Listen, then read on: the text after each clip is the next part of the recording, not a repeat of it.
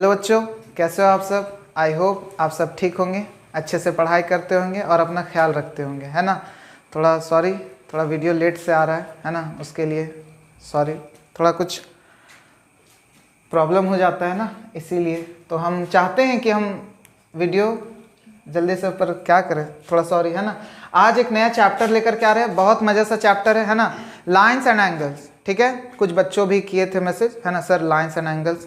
कुछ बच्चा बोले सर आप कहीं गायब हो गए क्या, किडनैप कर लिया। नहीं, समझ में आया, यही है हम, समझ में आया बात, कोई दिक्कत।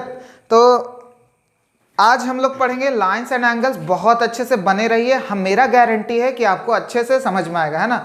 लाइन्स एंड एंगल्स जानने से पहले कुछ आपको जानना होगा। तो बोले कुछ आपको जानना होगा मतलब जैसे एक पॉइंट क्या होता है। तो बोले सर ये तो 6-5 हम पढ़ रहे थे। नहीं, जान लीजिए, है ना, थोड़ा सा याद दिला देते हैं, पुरानी यादें ताजा कर देते हैं, समझ रहे हो। तो देखिए पॉइंट, तो बोले हाँ जान रहे पॉइंट।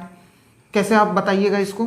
बाबू पॉइंट जो होता है ना, कोई भी चीज़ को, कोई भी जगह को लोकेट करने में मदद करते हैं। देखिए इसका कुछ लेंथ है क्या, हाँ, ये मतलब डायमेंशनल लेस होता है, ना ही लेंथ ना ही ब्रेथ, कुछ नहीं होते इसका, बस ये लोकेट करने में मदद करते हैं। समझ में आया बात, कोई दिक्कत लाइन पॉइंट समझने में। अब आते हैं लाइन। लाइन क्या होता है, बोले सर ये भी हम पढ़ के आ जाएं।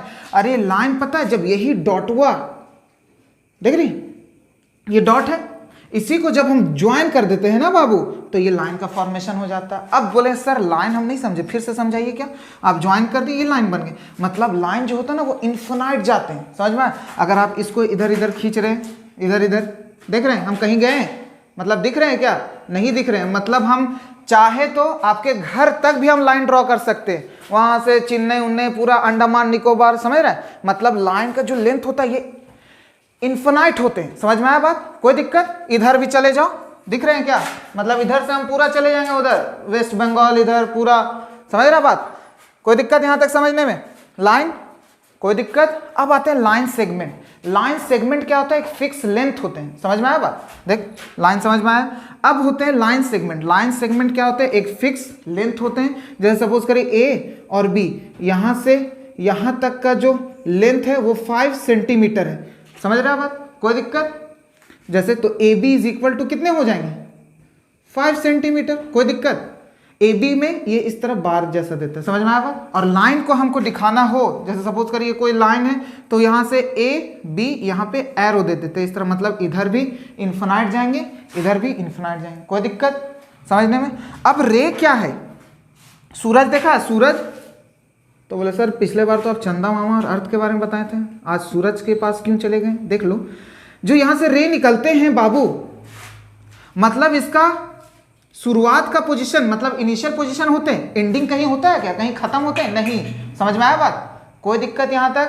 तो रे क्या होते हैं ना, जिसका शुरुआत का पोजीशन होता है पर एंड नहीं होते हैं, वो इन्फिनाइट जाते हैं। रे देखो ना, समझ में आया। तो यहां जैसे सपोज करिए ये कुछ रे है जो, तो इसको डिनोट कैसे करते हैं, सपोज करिए यहां से यहां तक पॉइंट है ए बी, तो ए बी यहां फिक्स है, इधर इनडिफाइनाइट जाता है, इसको रिप्रेजेंट करते हैं, कोई दिक्कत समझने में। ये रे हो गए। तो चलिए ये बेसिक बच्चा वाला था क्वेश्चन 6-7 तक, इसको लिखवाना इंपॉर्टेंट नहीं है, इसको इरेज करते हैं, समझ में आया बात, कोई दिक्कत। अब हम पढ़ेंगे एंगल्स। एंगल्स है क्या, समझ में आया बात, कोई दिक्कत। एंगल समझिए। फिर सूरज देखिए, सपोज करिए ये पॉइंट है, यहाँ से 2 रे निकली, है ना, एक सपोज करिए इधर गए और एक इधर गए, समझ में आया बात। तो ये यही चीज़ हुआ, देखो यहीं पे एंगल का फॉर्मेशन होता है, समझ में आया बात, कोई दिक्कत बाबू। एंगल का, एंगल समझने में, समझ में, बस इसी का भी अच्छे से डेफिनेशन लिखते हैं। और क्या है अच्छे से एंगल, आइए इसको अच्छे से समझाते हैं, बस समझ में आया क्या बोला। एक पॉइंट है, वहाँ से 2 रे जब निकले, तो ये जो बीच का जो गैप है ना, ये देख एंगल का फॉर्मेशन यही हुआ, कोई दिक्कत समझने में। आइए एंगल क्या होता है बताते हैं। ये अब एंगल का अच्छा सा डेफिनेशन जानते हैं, एंगल है क्या, है ना। देखिए बाबू आपको तो एंगल बता दिया, एंगल का फॉर्मेशन कैसे होता है ना, बस उसी का थोड़ा सा डेफिनेशन जान लेंगे। व्हेन 2 रे, जब 2 रे जिसका एंड पॉइंट जो हो वो सेम हो, then they form an angle. जैसे एक अच्छे से एक एंड पॉइंट देख ले, वो सपोज करो इसको ए से नेमिंग कर दिए, और ये एक रे है, इसको सपोज सी नाम दिए, और फिर एक ये रे है, इसको सपोज करो बी नाम दे दिए, कोई दिक्कत समझने में। तो ये जो रे है ना, सेम एंड पॉइंट है ये दोनों का, है ना, यहीं पे एंगल का फॉर्मेशन हो रहा है। देख कोई दिक्कत? द टू रे आर आर्म्स, यही जो दो रे है ना बाबू, मतलब AC एंड AB, दिख रहा है, रे को ऐसे ही रिप्रेजेंट करते हैं। तो ये सब क्या है? आर्म्स। आर्म्स बोलिए या साइड बोलिए। बोले सर ए को छोड़ दिया अकेले, अरे इसको हम लोग बोलते हैं वर्टेक्स। क्या बोलते हैं? वर्टेक्स। और यहाँ पे जो ए है वो क्या है? वर्टेक्स है। कोई दिक्कत? ट्रायंगल भी पढ़ करके आ रहा होगा, ट्रायंगल में 3 वर्टेक्स होते हैं जहाँ पे 2 पॉइंट मिलते हैं। देख, समझ में आया बात? सॉरी 2 पॉइंट नहीं, लाइन है ना। कोई दिक्कत समझने में? तो बोले वहाँ लाइन सेगमेंट है ना सर, समझ में आया? आप पढ़ा करके आ रहे हैं और आप ही गलती करिए, सॉरी लाइन सेगमेंट है ना। समझ में आया बात? कोई दिक्कत? द टू रे आर द आर्म्स, दो रे को हम लोग आर्म्स बोलते हैं, यही तो है आर्म्स, यही तो साइड बोलते हैं इसको। कोई दिक्कत? आर्म्स या तो side of angle. And and point, जो ये पॉइंट हुआ है इसी को ही हम लोग बोलते हैं वर्टेक्स ऑफ द एंगल। जैसे यहाँ पे ए जो है वो वर्टेक्स है। कोई दिक्कत यहाँ तक एंगल समझने में बाबू? अब आइए नेक्स्ट जानेंगे कि टाइप्स ऑफ एंगल, कितने तरह के एंगल होते हैं, है ना। तो कितने तरह के एंगल होते हैं, आइए अब हम लोग जानेंगे वेरियस टाइप्स ऑफ एंगल। तो आपको पहले किसके बारे में बताएंगे? एक्यूट एंगल के बारे में। तो बोले सर एक ही है, लिखते हैं वेरियस। नहीं, आप पहले एक जानिए, धीरे धीरे बता रहे हैं ना, कोई दिक्कत? एक्यूट एंगल आप बचपन से पढ़ते आते होंगे। An angle whose measure is more than, मतलब 0 डिग्री से बड़ा, 90 से छोटा वाला जो एंगल वह होगा, मतलब 0 डिग्री और 90 डिग्री के बीच वाले एंगल, मतलब 15 डिग्री, 30 डिग्री, 45 डिग्री, 89 डिग्री, ये सब जितने भी हैं, समझ रहे हैं, ये सब जितने भी एंगल, ये सब सारे क्या है? एक्यूट एंगल है। कोई दिक्कत बाबू? मतलब एक अच्छे से दिखाइए आप। देखिए ये पॉइंट है बाबू, ये सपोज करिए रे OA, कोई दिक्कत? और ये हो गए OB, B, है ना। ये जो एंगल होंगे ना बाबू, मतलब इसको मान लो X, ये जो एंगल होंगे वो 0 डिग्री से बड़े होंगे और 90 डिग्री से छोटे होंगे। X जो है वो 0 से बड़ा है, देखिए यहाँ से ग्रेटर देन, जिधर चोंचवा रहता है वो बड़ा होता है, और फिर 90 से छोटा है, इधर देखिए चोंचवा इधर, तो मतलब X जो है वो 0 से बड़े हैं और 90 से छोटे हैं। कोई दिक्कत? इसी को ही तो हम लोग एक्यूट एंगल बोलते हैं। अब आते हैं राइट एंगल क्या होता है ना। अब आइए पढ़ते हैं राइट एंगल क्या होता है ना। राइट एंगल जिसका मेजर कितना हो? 90 डिग्री हो, मतलब वो किसके इक्वल हो? 90 डिग्री के इक्वल। जैसे कुछ नहीं, आप 90 डिग्री बचपन से आ रहे पढ़ते, जैसे ये पॉइंट है, यहाँ पे सपोज करिए A, यहाँ O, ये इक्वल टू किसके हो? 90 डिग्री के हो। समझ में आए? Y जो हो वो कितने हो? 90। सपोज करिए y इज इक्वल टू, वहाँ x लिए थे वहीं ले लो, कुछ दिक्कत नहीं है। y इज इक्वल टू कितना हो? 90, यहाँ पे देखो B। समझ में आए? तो ये क्या हुए?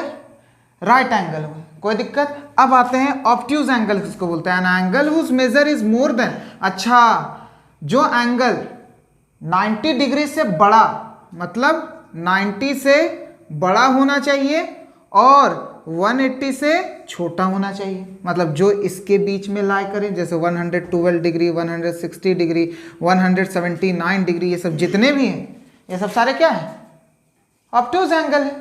समझ रहे बात? कोई दिक्कत? इसका भी अगर फिगर ड्रॉ करें तो ये OA और ये 90 तो इक्वल, एकदम स्ट्रेट परपेंडिकुलर।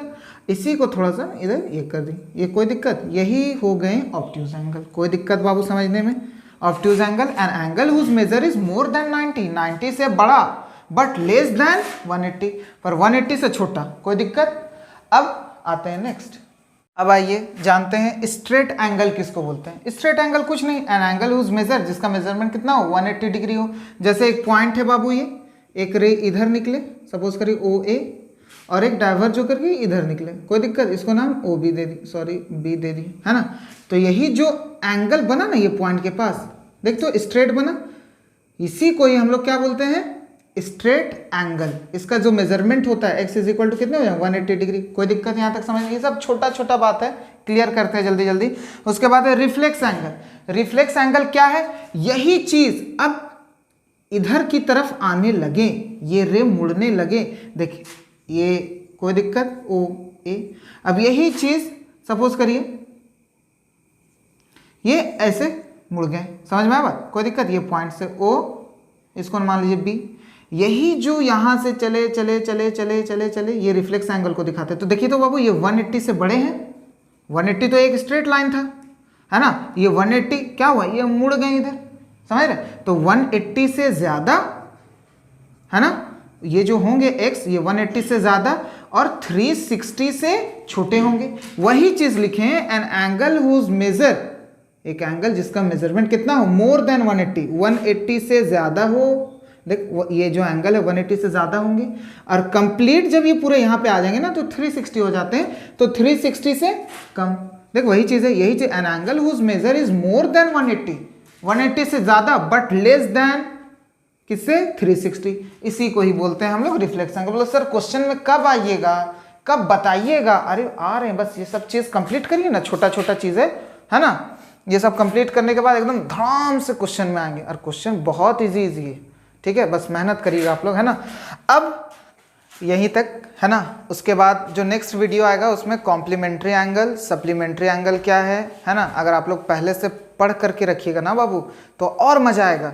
जैसे पढ़िएगा तो उसमें कुछ दिक्कत आएंगी, है ना, दिक्कत आएगा तो जब हम पढ़ाएंगे तब वो कंसेप्ट, वो जो दिक्कत है वो क्लियर होगा, तो बोले तब बहुत मज़ा आएगा, है ना। इसीलिए यहाँ तक पढ़िए, उसके बाद अगर अगले वाले वीडियो में बहुत जल्द मतलब लाएंगे, रेगुलर कोशिश कर रहे हैं हम, है ना, तो कॉम्प्लीमेंट्री सप्लीमेंट्री उसका कुछ क्वेश्चन कराएंगे, समझ रहे बात। तो तब तक के लिए आप पढ़िए, है ना, एग्ज़ाम भी आने वाला है, अच्छे से, और अपना ख्याल रखिए। तब तक के लिए बाय।